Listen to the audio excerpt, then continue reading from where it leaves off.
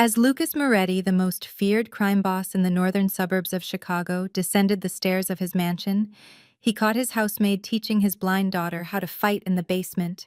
Rage licked up his spine as he marched down, fully prepared to fire the woman on the spot.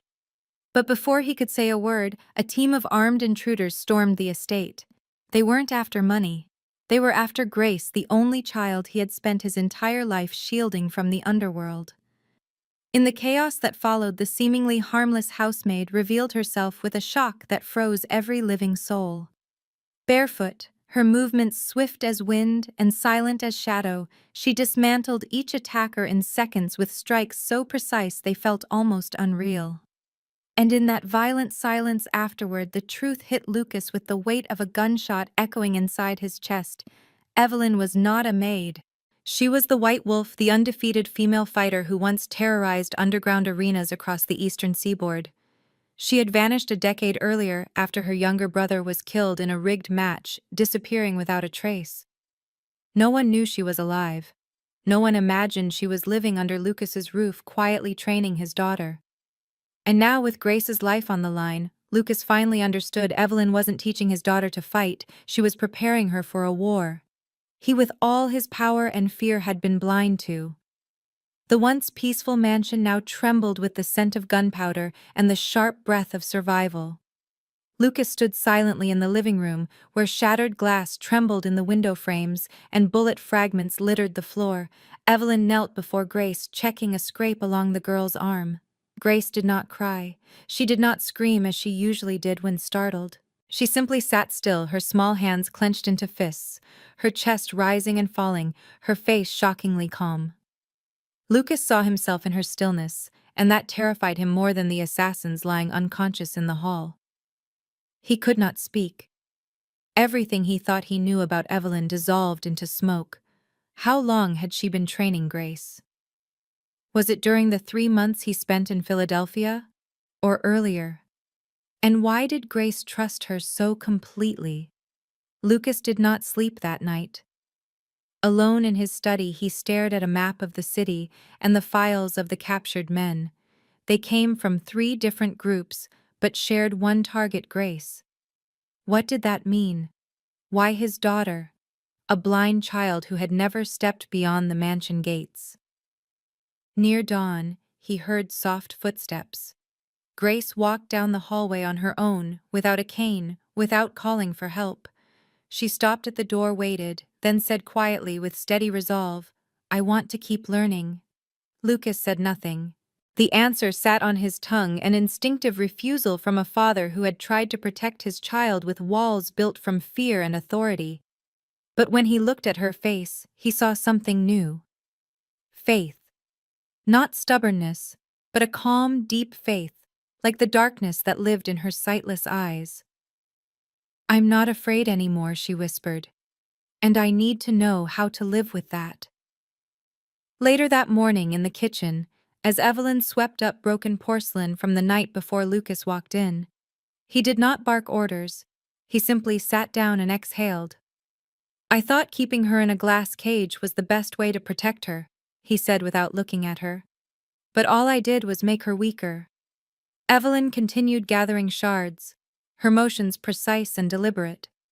Lucas lifted his gaze.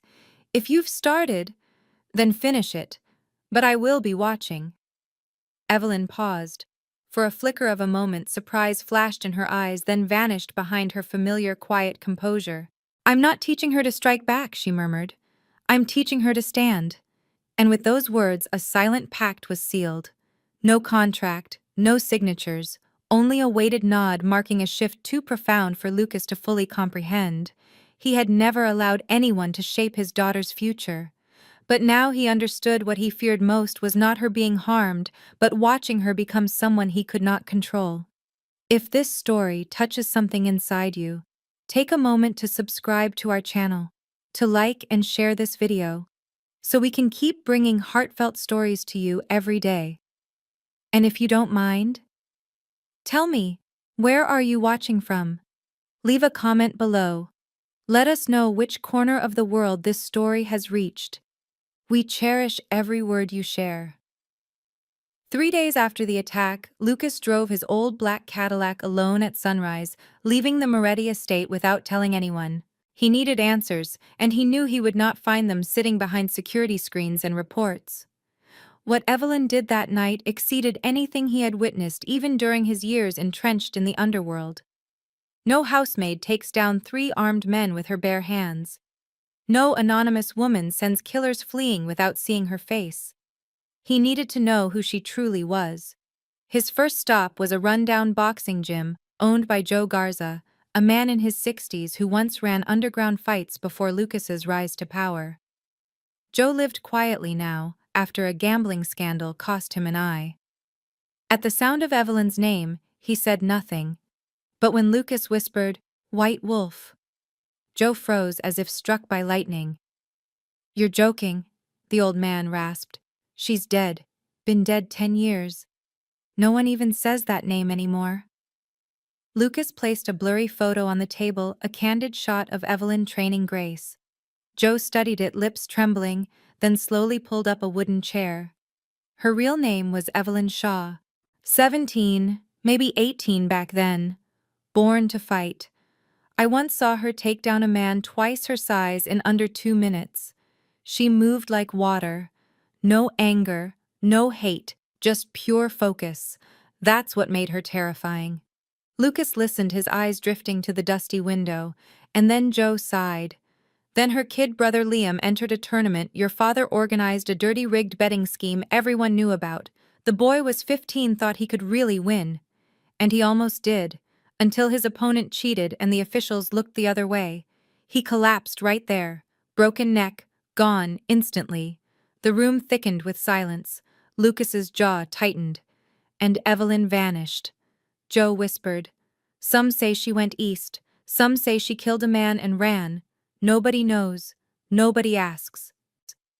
On the drive back, Lucas sat with no music, no calls, nothing but the images in his head. Grace pivoting on her feet with instinctive precision, Evelyn's eyes sharp as steel, her body shielding his child from bullets. He thought of his past, of the empire his father once ran with blood-soaked fists and crooked bets. He thought of the choices that had forced a young woman into exile, carrying grief like a ghost. When he returned home at dusk, he found Evelyn sitting on the grass with Grace, listening to the wind threading through the trees. Lucas did not approach. He stood in the shadows watching the two of them, and for the first time in years he felt like an outsider in his own house. The story of Evelyn was no longer a rumor. She was the White Wolf, and now he had to face that truth, not with power, not with guns, but with trust, something he had never learned to wield. Night settled softly over the garden like a thick velvet curtain as Evelyn sat beside Grace. The little girl, fast asleep after a long session of training, her head resting on her teacher's shoulder, her small hand still gripping the strip of fabric she used to sense the world around her. Lucas stood only a few steps away, his eyes lingering on the peaceful lines of his daughter's face, a child he had spent years protecting without ever truly understanding. He moved toward them slowly, careful not to wake the girl. Evelyn lifted her gaze to him, showing no surprise, no fear, and no intention of stepping back. She placed a steady hand on Grace's back, gently shifting the girl so she could lie comfortably on the soft grass, then rose to face Lucas, in silence. "I met Joe." Lucas began, his voice low and worn as if he had walked through a decade in a single night. "He told me about Liam, about the match, about how the boy died." Evelyn did not speak, only watched him with eyes no longer cold, yet still carrying an emptiness no one could fill. Lucas continued, "I didn't know. If I had known, I would never have allowed something like that to happen." A small, tired smile touched Evelyn's lips, neither bitter nor mocking, simply the reflex of someone who no longer had the energy for anger. "It wasn't you. It was your father. But that changes nothing. A 15-year-old child died on that floor, and no one took responsibility." Lucas nodded, staring down at the grass, still damp with night dew. "I'm not apologizing to be forgiven. I need to understand." Why are you here? Why did you choose my daughter? Evelyn drew a long breath as though steadying herself against a wave rising from the past. Grace reminds me of Liam, not in the eyes but in the way she listens. She listens with her whole body with a sensitivity most people never notice. But unlike Liam, Grace does not believe she can fight. She believes she is weak, and I cannot watch that happen a second time. Lucas lifted his head, meeting her eyes. Is this your way of making amends? Evelyn shook her head. No. I do not seek redemption. I do not believe in redemption. I believe in action. If I can help Grace survive, if I can help her see her own worth even without sight, that is the only thing I have left to offer. The silence between them stretched out, no longer heavy, but charged with a magnetic pull neither dared to name. It was the quiet that follows the end of a symphony, when the world falls away, leaving only two people standing in the wreckage. Lucas stepped closer, breaching the professional distance he had kept for years. He could smell the faint scent of rain and soap on her skin, a stark contrast to the violence of her past. He noticed a faint white scar running along her jawline, a flaw that somehow made her face breathtakingly real. Without thinking, his hand lifted fingers, hovering inches from her face, trembling slightly, with an urge he hadn't felt since his wife died. I have lost too much trying to keep her safe, he murmured, his voice dropping to a rough whisper that vibrated in the small space between them. I forgot how to live. Until you. Evelyn's breath hitched. She didn't pull away. Her eyes, usually cold steel, softened into a pool of vulnerability. She looked at his hand, then up to his eyes, a silent permission hanging in the air. Safety is not the absence of danger, Lucas, she said softly, using his first name for the first time. She took a step forward, brave enough to close the gap. Safety is having someone to stand with when the danger comes. Their gazes locked, a pact sealed not with ink, but with a shared heartbeat. He lowered his hand, letting his knuckles graze her arm, a touch that burned like fire. Then teach her, Lucas said, his voice thick with emotion. But promise me one thing. You won't disappear again, not from her, and not from me. Evelyn nodded, a slow, weighted movement. Behind them, Grace stirred in her sleep, and the moment suspended, leaving a lingering promise in the cool night air. It was no longer the tale of fleeing from a haunted past, but the beginning of a future chosen with equal parts pain and hope. At dawn, before the sunlight could burn through the thin veil of morning mist, Lucas stood outside Grace's door. It was cracked open, and he heard her soft laughter drifting out, followed by Evelyn's steady voice, rich and measured like a slow melody. He did not knock. He simply listened. For a fleeting moment, the sounds softened the armor he had worn all his life. But he reminded himself this was his home, his daughter, and if someone had stepped into their world from the shadows, he needed to know every footstep they took.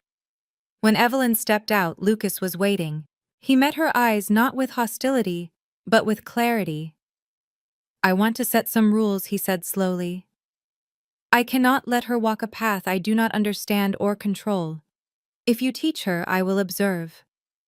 Evelyn nodded without hesitation. I'm not hiding anything from you anymore. You may attend every session, ask any question. But do not step between us when we are fighting. She needs space to push past her limits. Not your pity. Lucas did not argue because he knew she was right. So he reorganized the entire house. A dusty storage room in the western wing was emptied, fitted with mirrors, mats, and a sound system. A private training room was born, accessible only to those permitted.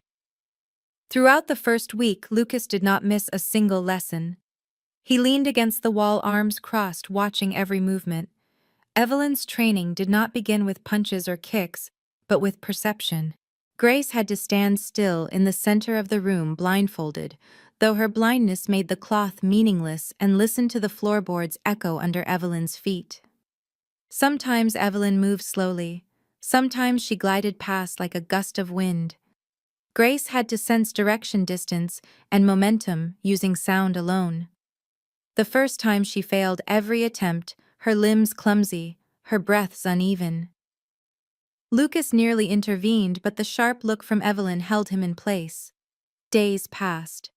Grace improved not in perfect accuracy, but in her ability to stay calm inside the storm.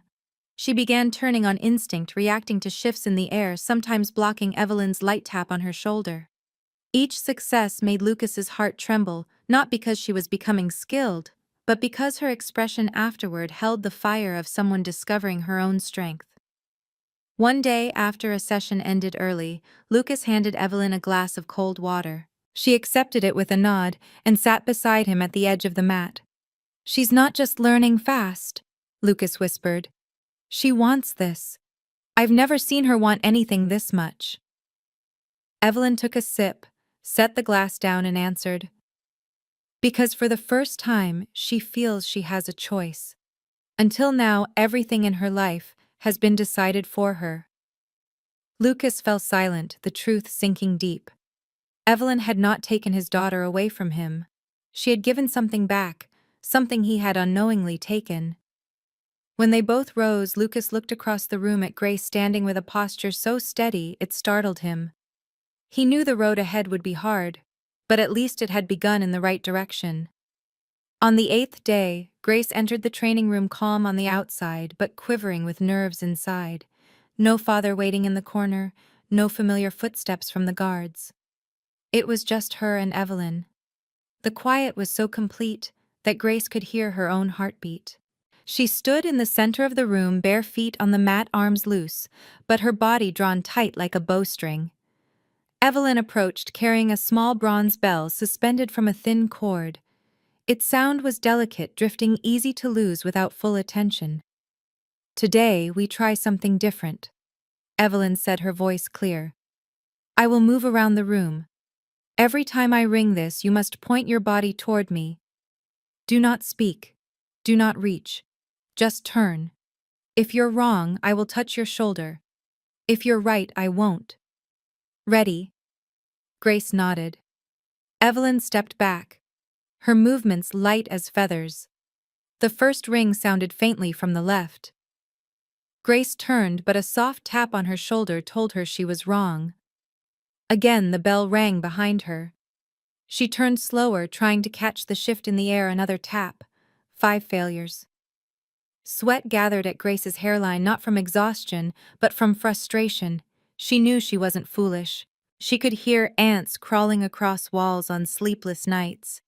Why couldn't she track a simple bell? Evelyn offered no feedback, only continued moving the bell, singing, teasing, misleading. By the 8th attempt, Grace stood perfectly still, not turning immediately. She listened not only to the bell, but to the silence between the notes. She felt a faint ripple like wind slipping through a crack.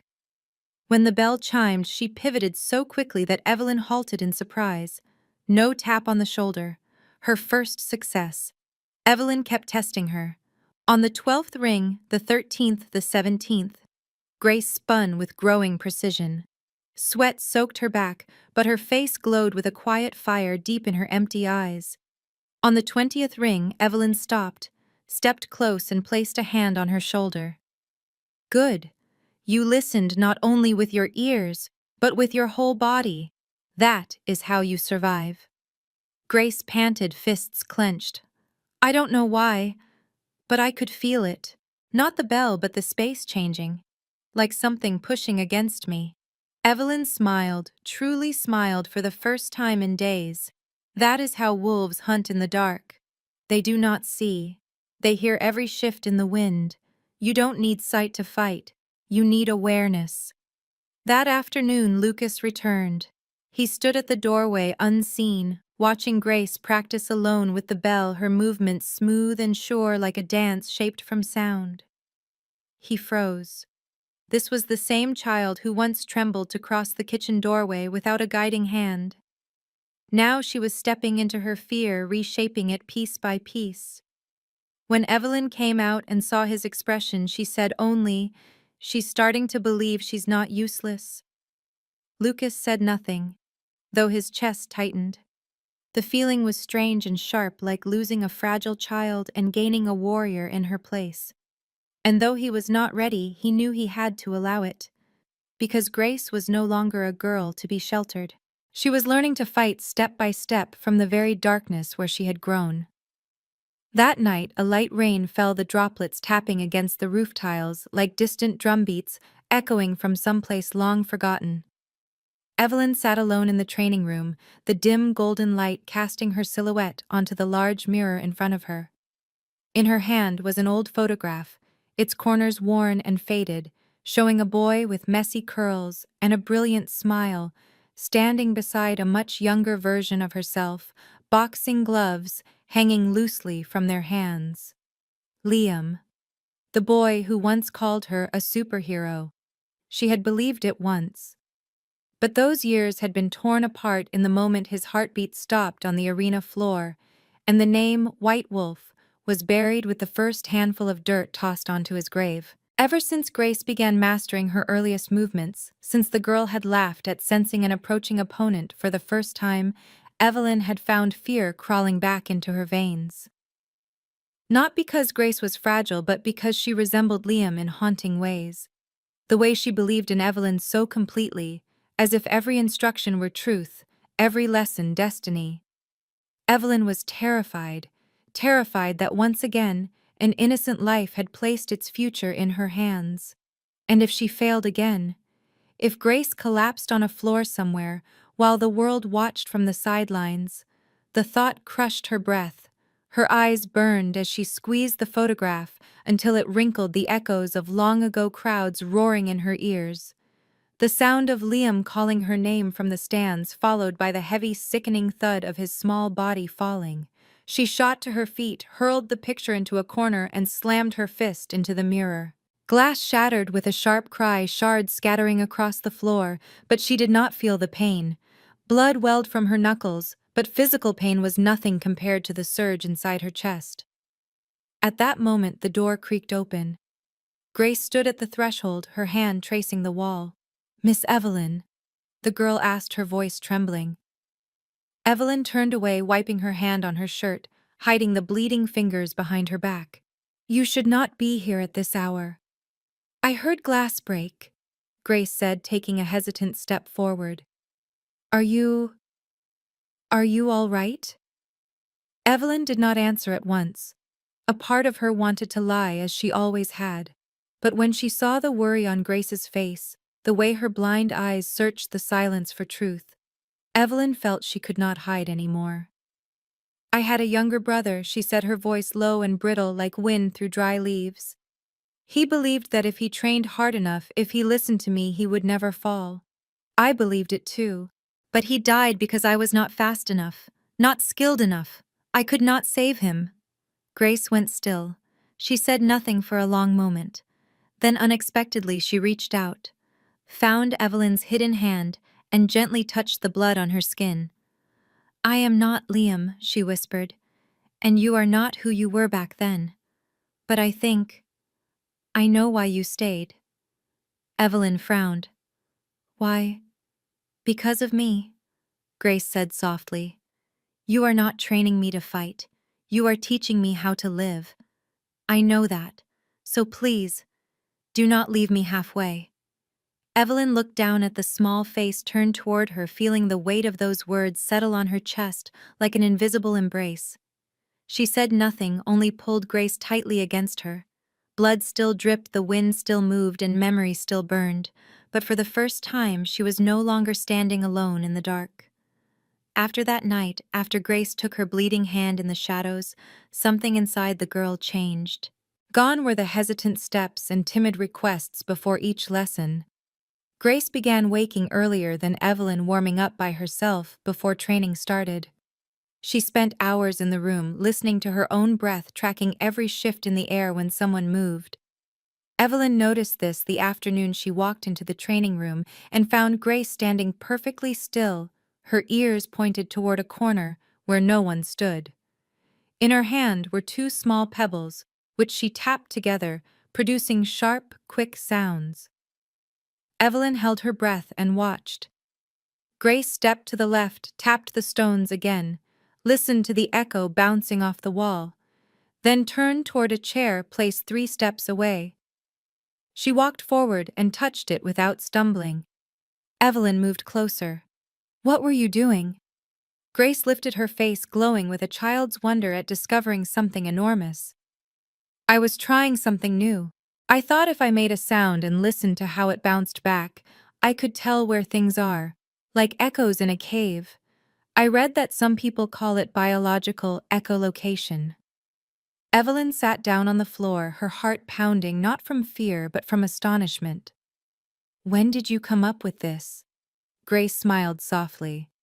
"Ever since you told me about wolves. I thought if wolves can hear their prey, then I can hear everything around me. But I am not exactly like them, so I need to make the sound myself. This is only the beginning." Evelyn did not reply. She simply watched Grace as if she were seeing something entirely new emerging from the ashes of a frightened child who once feared the dark. That night, Evelyn called Lucas to the training room. She did not explain, only told him he needed to see what his daughter could do. When Lucas entered, the lights were off.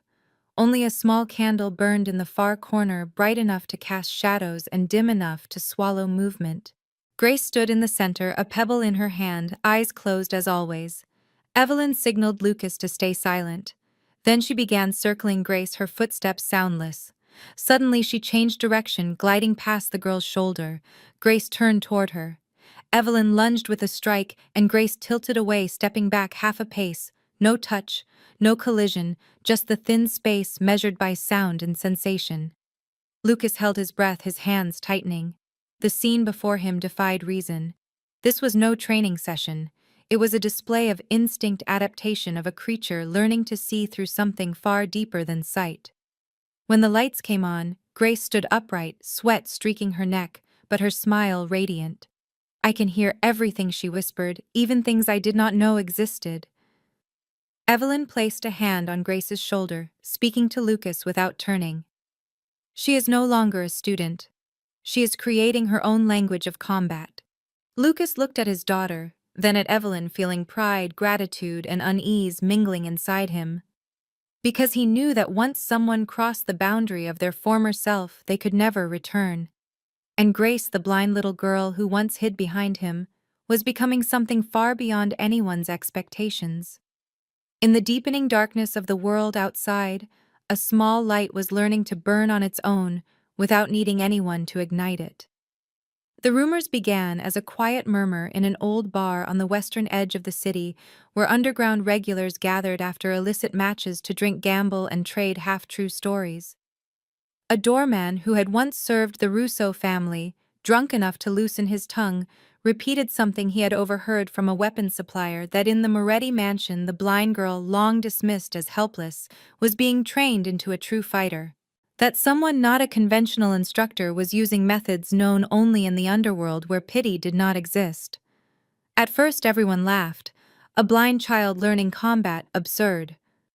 But then someone remembered an old legend about a female fighter called the White Wolf, who vanished after her brother died, whose movements were said to be feral and silent, whose strikes left no trace, who never allowed an opponent to touch her. And someone noted that White Wolf had been seen near Chicago years ago before disappearing. Now there were whispers that a woman was training the Moretti girl inside a fortress-like estate. The rumors spread like fire catching oil. From the bar to the smaller fight pits, from aging Mafia foot soldiers to bounty hunters who had once been humiliated by Evelyn. One of them was Marco D'Angelo, who had been knocked out by the White Wolf with 2 strikes during his fighting days, and who never forgot the look of contempt she gave him as she stepped over his body, or the mocking nickname he earned afterward, the talking punching bag. Marco could not believe she was alive. He could not stomach the idea that she was making a second version of herself out of a blind girl. He went to the makeshift headquarters of one of the 3 rival families opposing the Morettis, carrying nothing but information and hatred. In a smoke-choked room, he stood before an old boss and recounted everything he knew, not through files or evidence, but through a fury so raw it made men listen. "If the White Wolf truly is in Moretti's house," the old man rasped, his voice like burning coal, "then this is not just a rumor. It is a warning." The others exchanged silent glances, because if it was true, Lucas Moretti was no longer alone. He was building something no one had anticipated, a new generation unbound by old laws, unshaken by legacy or fear, and worst of all, trained by the one ghost the underworld had prayed never to face again. Meanwhile, inside the Moretti estate, Lucas began hearing fragments of the same rumor through his own channels. The information was not yet solid, but movement had begun. One checkpoint had been monitored. A courier complained someone had been asking too many questions about deliveries to the estate. Evelyn stayed silent, yet Lucas noticed she was awake late into the night, checking security feeds again and again. Grace continued training as if nothing had changed, but her ears picked up whispers in the hallway, the click of locks being tested at night. Evelyn knew. She said nothing, but she understood every door was now open. Her past, Grace's true identity, the bond between them, none of it was hidden anymore. And once a rumor grows large enough to become an attack, there is no time left to hide. The war had already begun before they ever had a chance to prepare. 2 days after the rumors had spread too widely to be contained, a nameless envelope with no seal and no messenger appeared on Lucas's breakfast table. The paper was pale yellow, the letters typed in an old-fashioned style containing only one single line. In 17 days, the syndicate summons 3 representatives from the 3 families' old northern arena. If Moretti refuses, consider it a declaration of war. Lucas sat frozen for a long time, his fingertips brushing the line of text, as if trying to feel its temperature. This was not an invitation. It was an order disguised in politeness. The syndicate was not a formal organization nor exactly an alliance. It was the shadow behind the largest underground fights in America, where the Italian, Russian, and Colombian families secretly cooperated to maintain power and uphold their unspoken laws. Being summoned meant that someone among them believed the Moretti family had broken the rules, or at least threatened the balance of power. And Lucas knew exactly why. Rumors about Grace, about Evelyn, about a dangerous seed being trained inside the quiet mansion had escaped all containment. The syndicate wanted confirmation, and the only way they ever confirmed anything was by forcing Lucas to stake everything in the arena. Lucas passed the letter to Evelyn.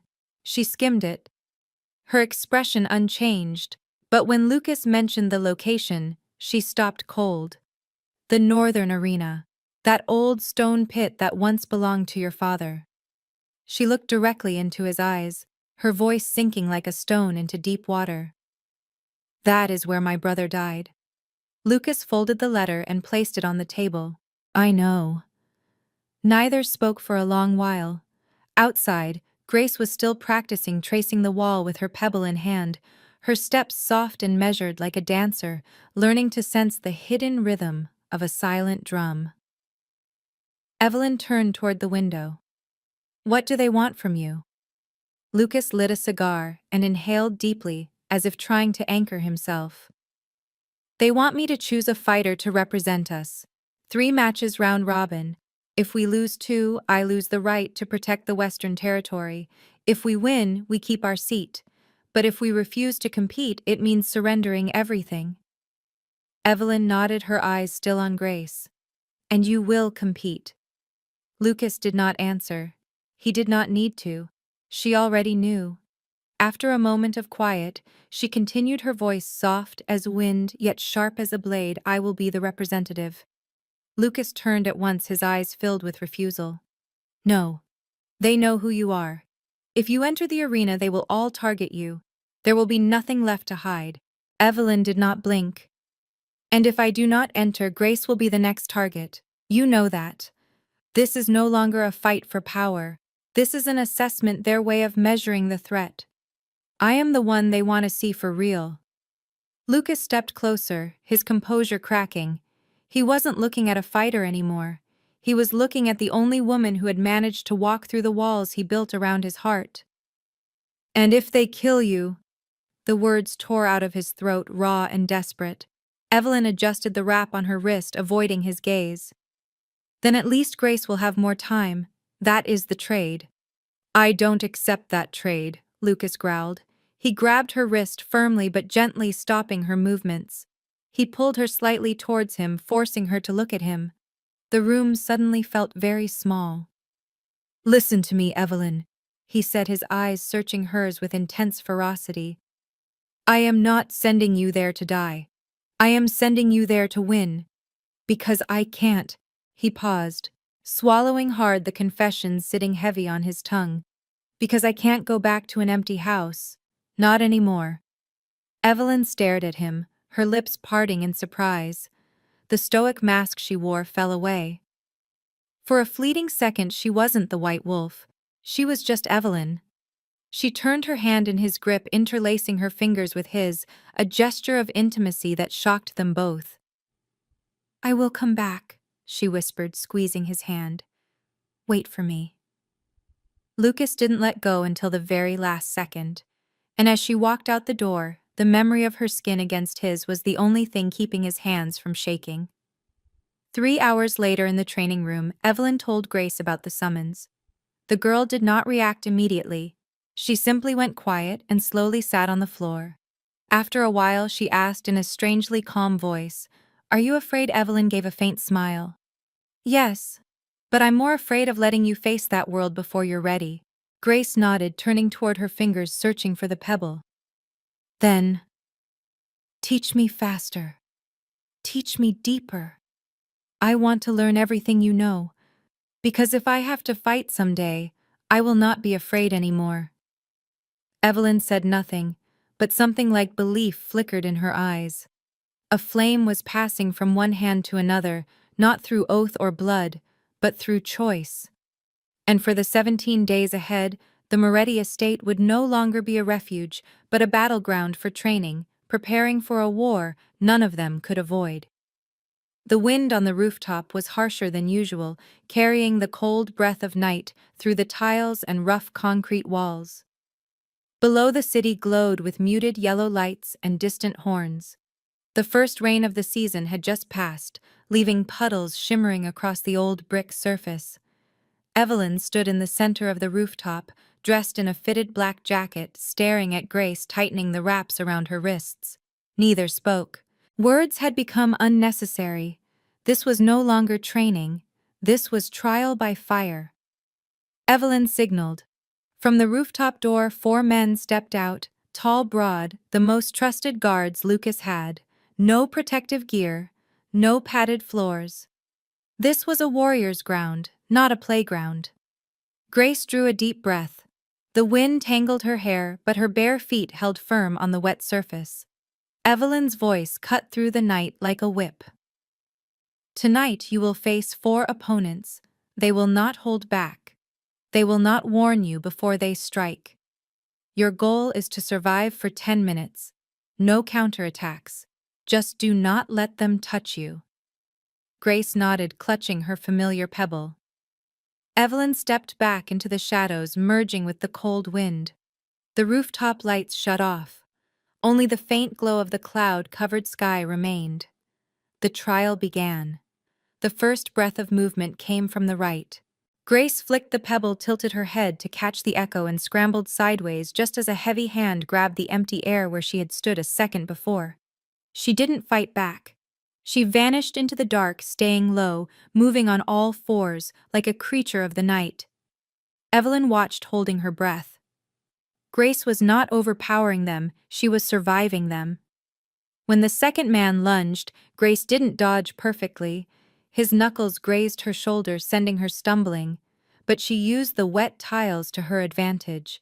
As the third man charged, she dropped flat. Unable to stop his momentum on the slick roof, he tripped over her small form and crashed into the railing. It wasn't a dance of perfection. It was a desperate struggle of instinct. Grace panted, her hair plastered to her face, slipping away just before hands could close around her. She tracked their heavy boots splashing in puddles, anticipating their paths before they fully committed to the step. Finally, as the 10th minute arrived, the guard stood panting, looking around in confusion.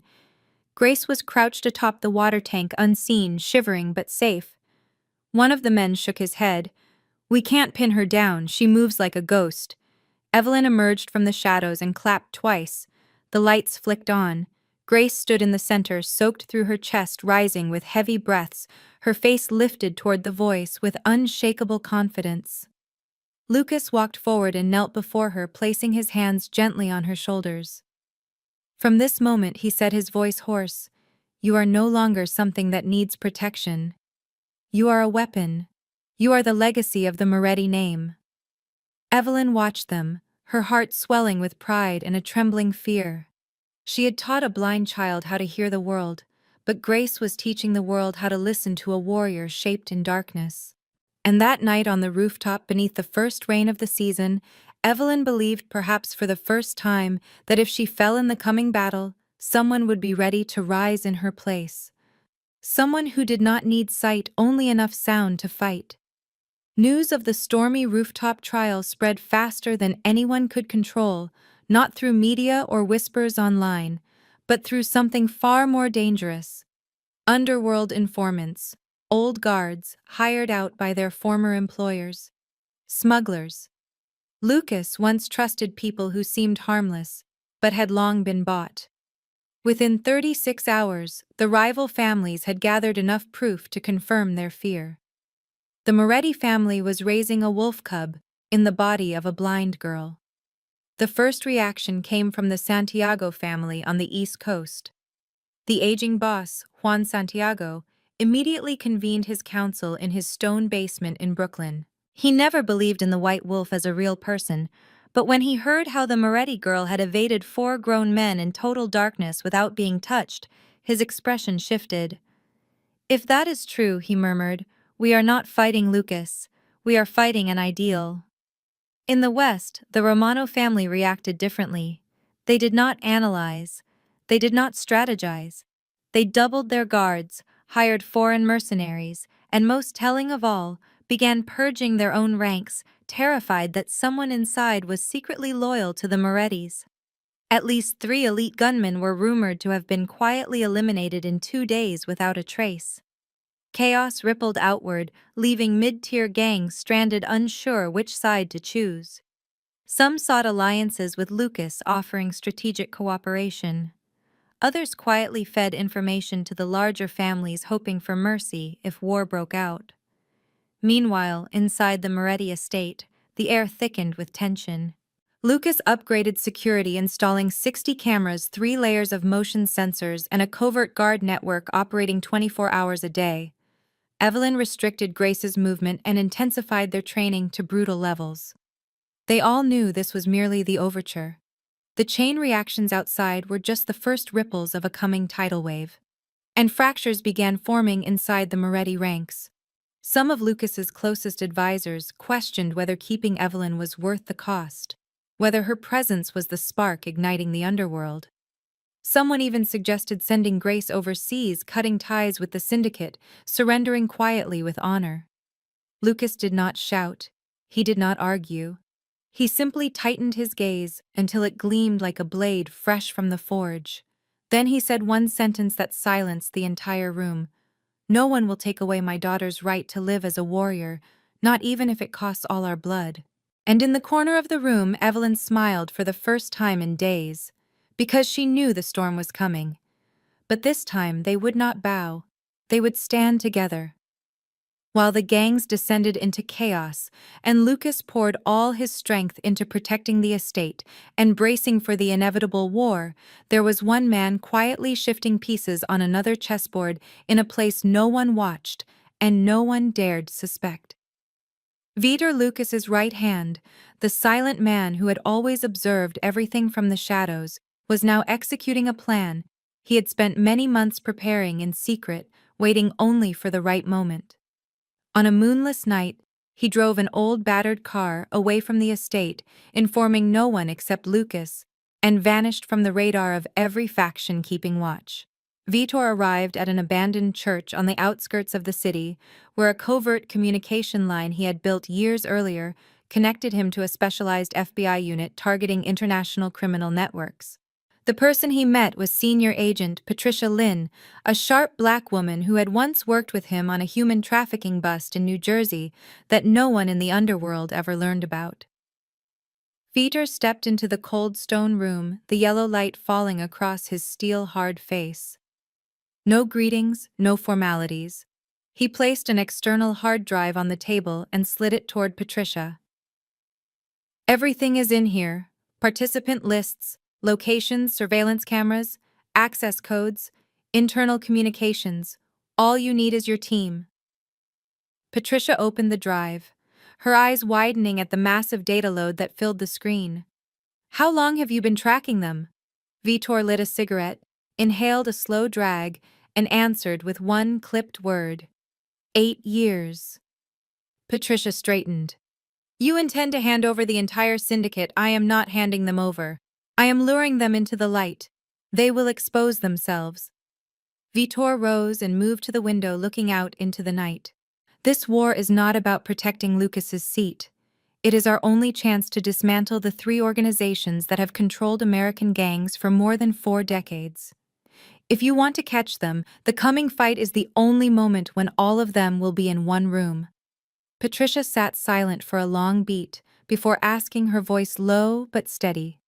Does Lucas know? Vitor turned his eyes sharp as a blade. No. And he does not need to know. He just needs to fight as if everything depends on him. I will handle the rest. After the meeting, Vitor returned to the estate, resuming his loyal role without leaving a trace. But inside him, every detail was locked in place like gears inside a clockwork machine. He knew exactly when the FBI would strike, which camera angles needed to be triggered to capture evidence, and which insider would betray them so he could trap the traitor in reverse. He also knew that the moment that door opened, there would be no turning back. Either the entire underworld empire would collapse, or he would die first for daring to break the unwritten laws of darkness. But Vitor did not care. He had witnessed too much blood, too many children growing up fatherless because of a single nod from the Syndicate Council. And when he saw Grace, a blind girl willing to fight without sight, he knew the old era had to end. If the price was himself, so be it. Because this time, the battle was not about power. It was about destroying a rotted order from within. Night draped the city like a heavy velvet curtain, muffling every sound and movement. On the old Northern Avenue, once an abandoned industrial zone, a narrow turn led to a warehouse that looked as though it had rotted away with time. But beneath the rust and crumbling concrete lay another world, a gathering place for the underworld's kings, where blood had soaked into the stone floor and the screams of the defeated still echoed in the cold walls. The Syndicate's largest fight in more than a decade was held here, with no signs, no media, no public light. Only those invited knew the way in. Lucas Moretti arrived with Evelyn and Grace, each in a separate car, accompanied by a dangerously minimal escort. Vitor had insisted the fewer people, the less exposure. The more it looked like walking into a trap, the more convinced the Syndicate would be that Lucas had no escape. Before stepping out, Lucas placed his hand on his daughter's shoulder. Grace, wrapped in a charcoal gray coat, her face expressionless, tilted her head slightly toward him. You will not enter the arena, he said softly. But if anything happens, follow Evelyn. Do not look back. Grace nodded, but her fingers clasped tightly together, as if holding a secret between them. They descended into the arena through an underground passage, the dim glow of flickering fluorescent lights, casting shadows across time-worn stone walls. Inside, the air was thick with cigarette smoke, sweat, and rust. On the steel bleachers sat hundreds of familiar faces from the criminal world.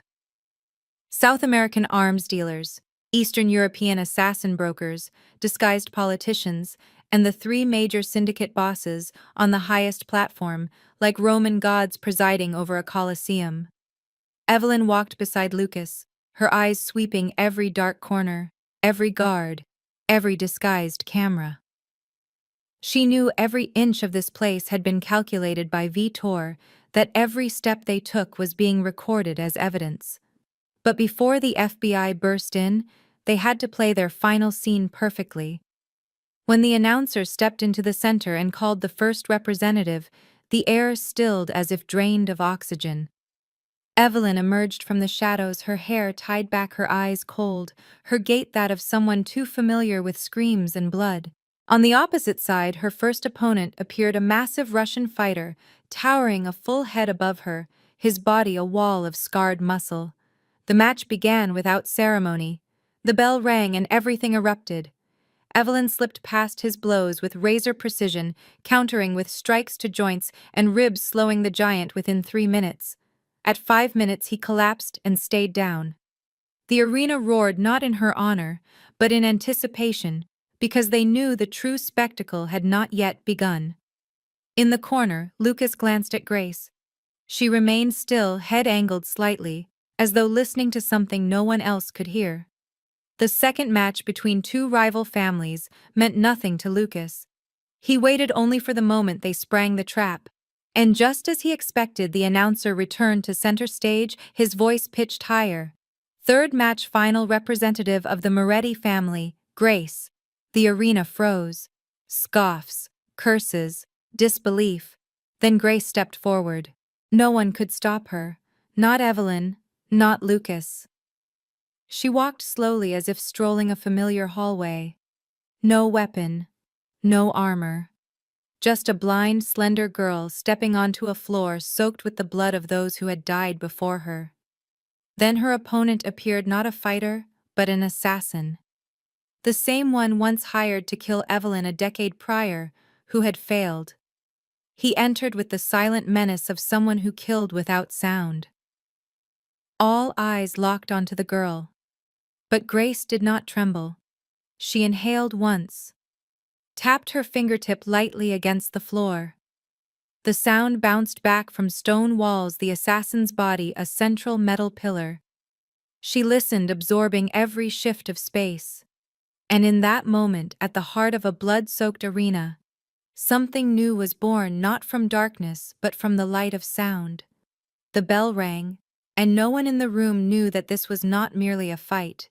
It was the spark meant to ignite the collapse of the ancient underworld empire they worshipped. The assassin circled Grace, a cruel smirk playing on his lips. To him, this was not a fight. It was an execution. He didn't rush. He stomped his foot heavily to confuse her, then lashed out with a lazy backhand. Grace ducked, not by seeing the hand, but by hearing the shift in fabric. He laughed, growing bolder. "Run, little mouse," he taunted. He attacked for real this time, a powerful straight punch aimed at her face. If it connected, it would kill her. Grace didn't block, she couldn't.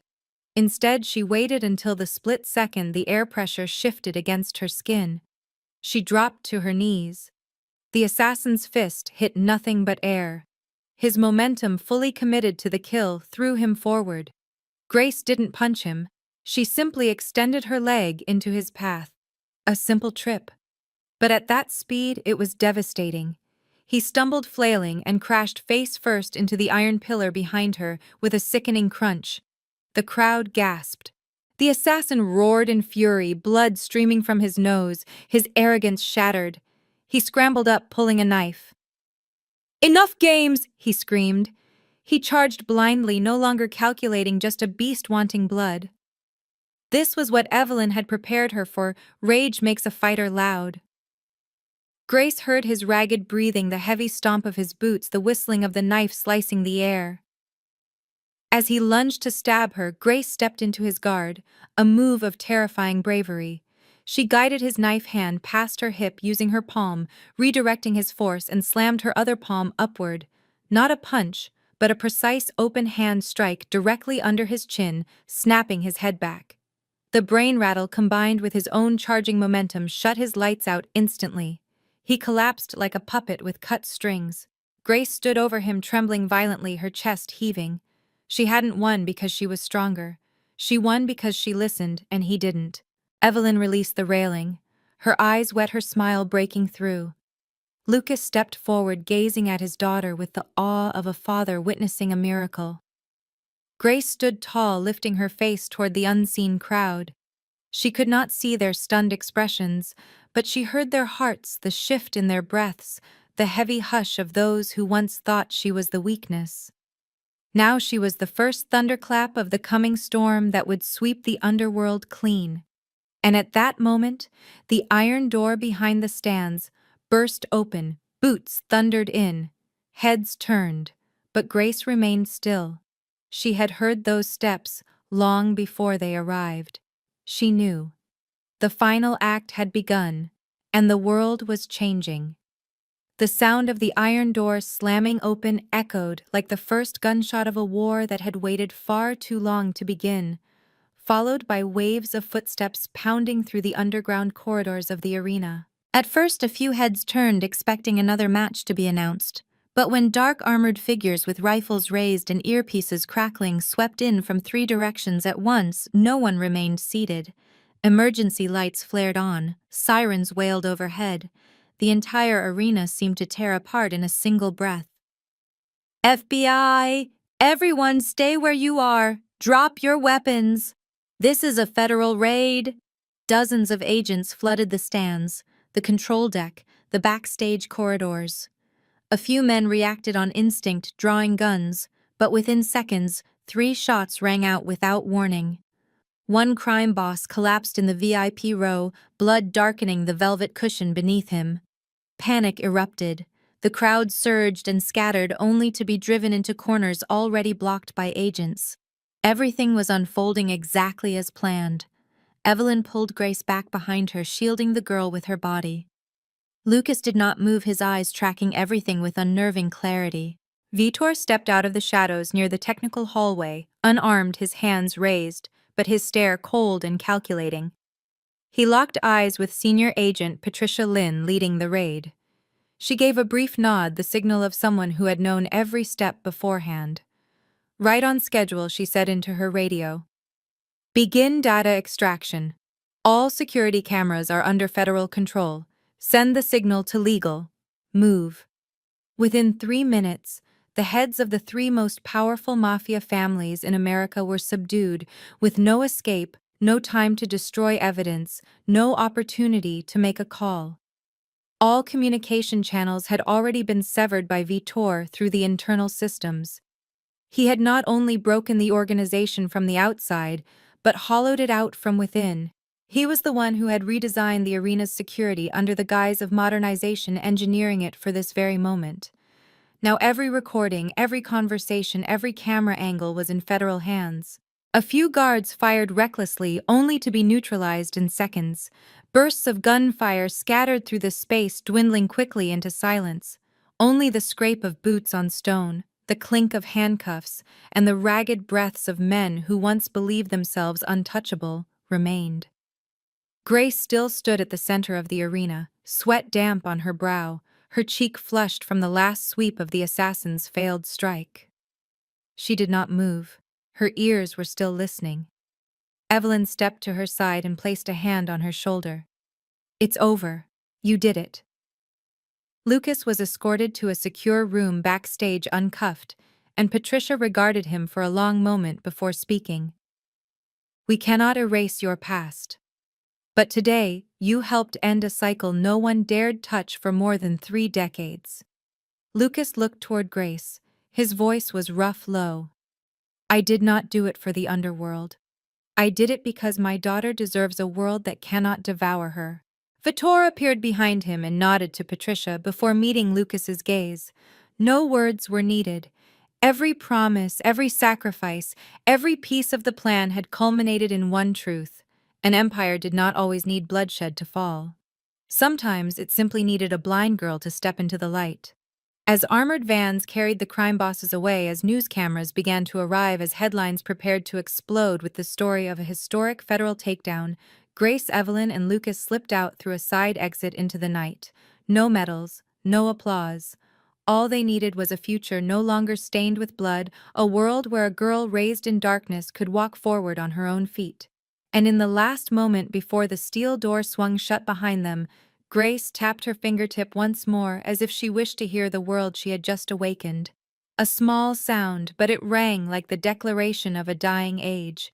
As the first light of dawn slipped over the distant mountains, casting a thin glow across the quiet northern outskirts, the Moretti estate rested peacefully, untouched by the months of blood and dread it had endured. No helicopters, no guards, no sense of walls listening. Everything felt washed clean by the night's rain, and a victory no one quite dared to believe. In the living room, sunlight spilled across Grace's long brown hair as she sat in her familiar wooden chair, tilting her head toward the birdsong drifting in from the porch. Her hand rested on the armrest, tracing the shifting shadows of morning light. Evelyn stood behind her with a steaming cup of tea, watching her with the quiet awe of someone seeing a piece of her own soul come alive again. Lucas entered the room, his dark suits traded for a simple sweater, the exhaustion of endless federal interviews still etched on his face. But his eyes carried a peace he had never known. He stopped behind his daughter and gently placed his hand on her shoulder. "From now on," he said, voice rough yet steady, "you are not the weakness. You are the legacy."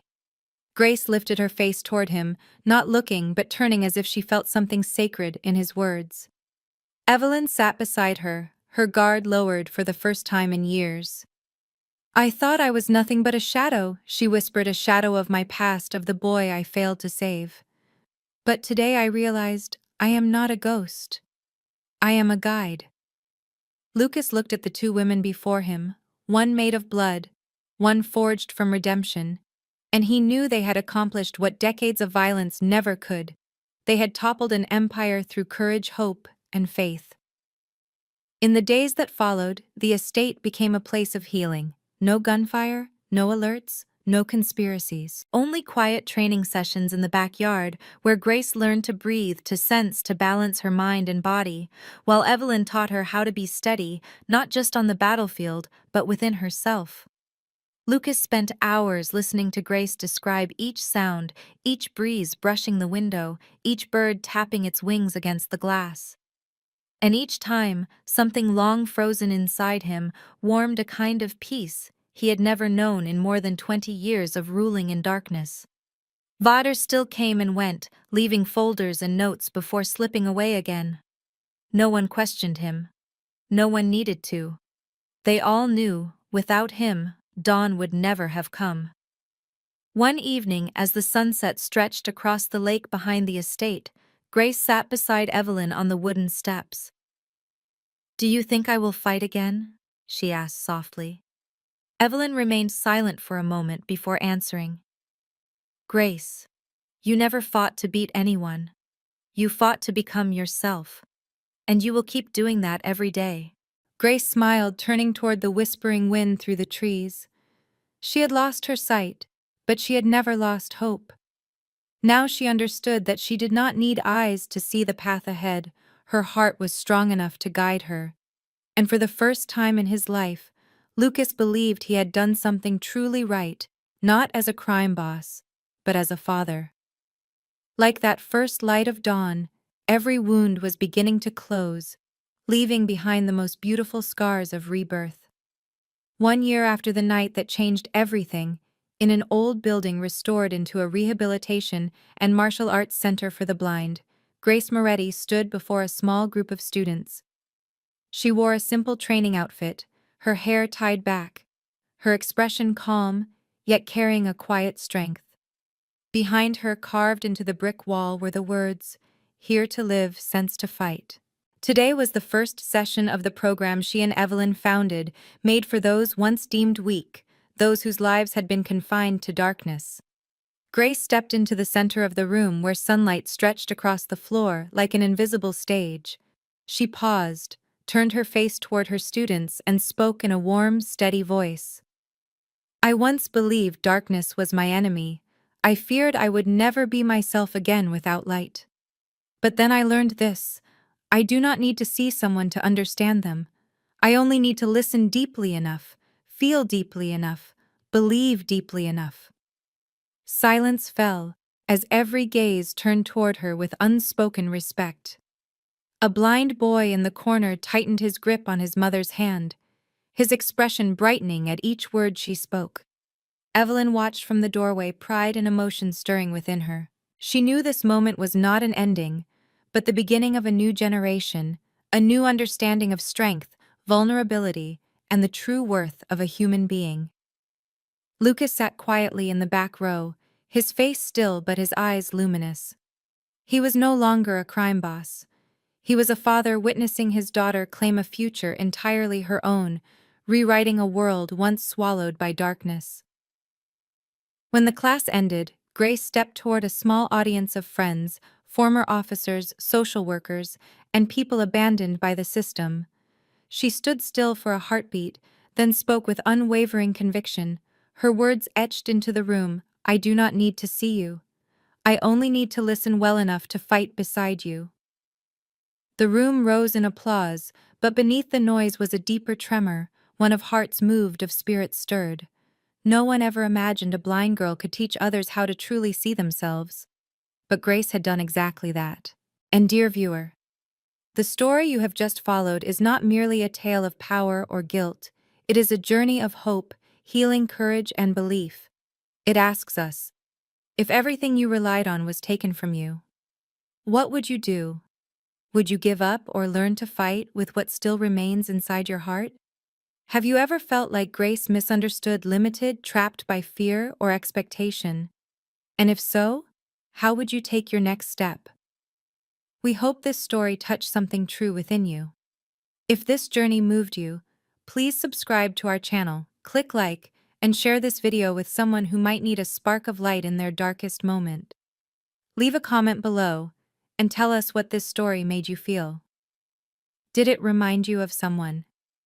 Have you witnessed someone rise above impossible odds? We would be honored to hear your truth, because storytelling is not just about tales. It is about connection. Thank you for walking this path with us. We'll see you in the next video with more stories filled with emotion, humanity, and hope. Wishing you and your loved ones health, joy, and peace each day. Goodbye, and see you again soon.